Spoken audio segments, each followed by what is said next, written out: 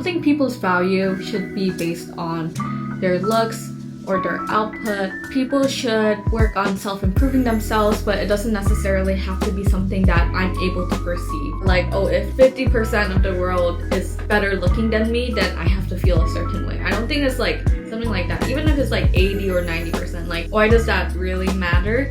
Obviously, I'm gonna look like trash. Local actually and asked me for directions, and I'm like, oh, it's my first time too. Actually, I can't speak Cantonese, so. Good morning. We are in Hong Kong. So I haven't filmed for quite a while. I don't think I filmed for over a month. Because the last time I filmed was the Vietnam vlog, and then afterwards I just got really sick and I kept getting sick. Like, I would recover for a few days and then I would get sick again. So I'm finally recovered now and I'm hoping to do a few things today. Another thing I'm noticing is like there's a lot of pretty people in Hong Kong. Like, Hong Kong has a lot of beautiful people. Heard that Hong Kong people are a little bit unfriendly. Honestly, I feel like they're not. If you're asking for directions, they'll definitely help you. And I had a lot of Hong Kong people like come up to me and like try to talk to me actually. It's very interesting. They think I'm a local actually and ask me for directions.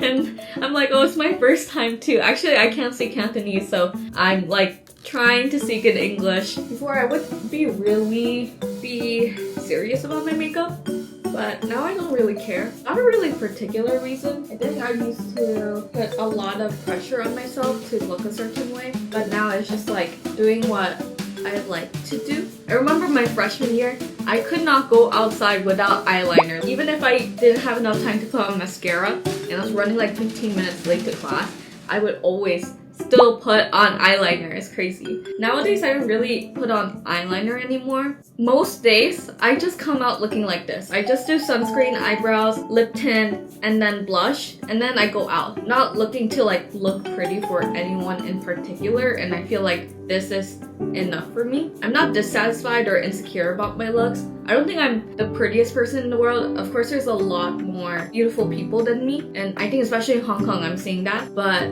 I don't really have an insecurity that like, oh, if 50% of the world is better looking than me, then I have to feel a certain way. I don't think it's like something like that. Even if it's like 80 or 90%, like, why does that really matter? Of course, I won't lie that pretty privilege does exist.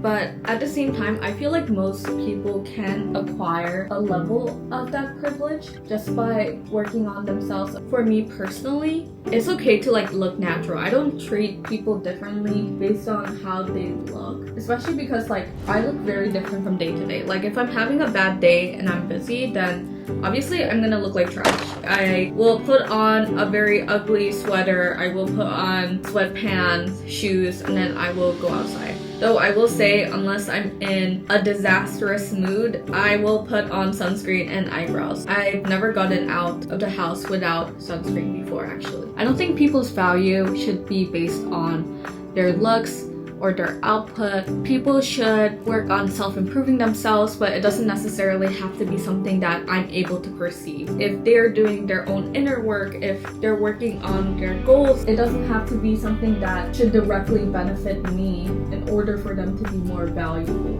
A book I was reading yesterday was talking about how God is not deceived by externals. So just because, you know, someone's chasing their dreams, but it's not necessarily perceived by the external world, doesn't mean that that drive, that chase is any less valuable than someone who's chasing a dream that's very well perceived by the external world. Of course, I might just like cut all of this out because maybe I'm talking too much. If this is a talking vlog, I would be talking for like literally 20 minutes. Actually more like an hour, and then I will cut it down to 20 minutes. Then for finishing touches, there's nowhere to balance this. Okay, well, so I'm gonna get changed. No, I'm not gonna do that on camera. That's kind of weird. Okay, so this is the look for today.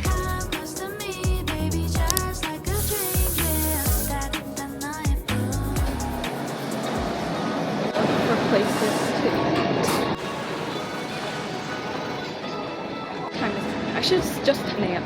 So I think most people are at work, they're sleeping, close.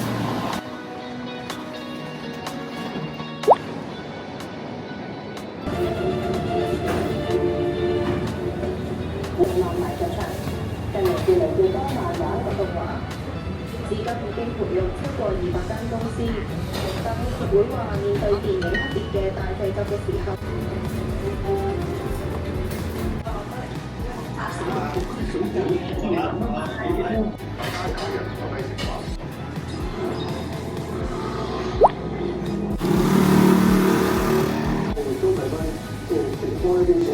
，So that restaurant, they said has really good Thai tea. I think most restaurants in Hong Kong don't have lunch until around 11:30, and so they only had breakfast. So I couldn't order what I was looking for, but I asked for a recommendation, and I actually really like hash brown, so that was good. I feel like I don't really like bread or fried food a lot of the times, so the bread makes me feel very heavy. But I'll go get a cafe drink. So now we're gonna go to Central Market. My friend took me there yesterday, and it's very, very cute. They have really good bagels, so maybe I'll. But I already ate.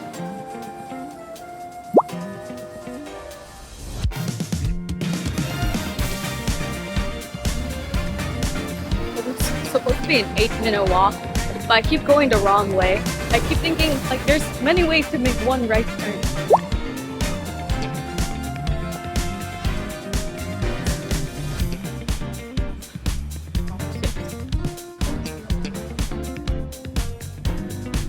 I got it. I want to find somewhere to sit down. So now we're headed for dinner. I'm gonna use the MTR, which is like the subway station for the first time.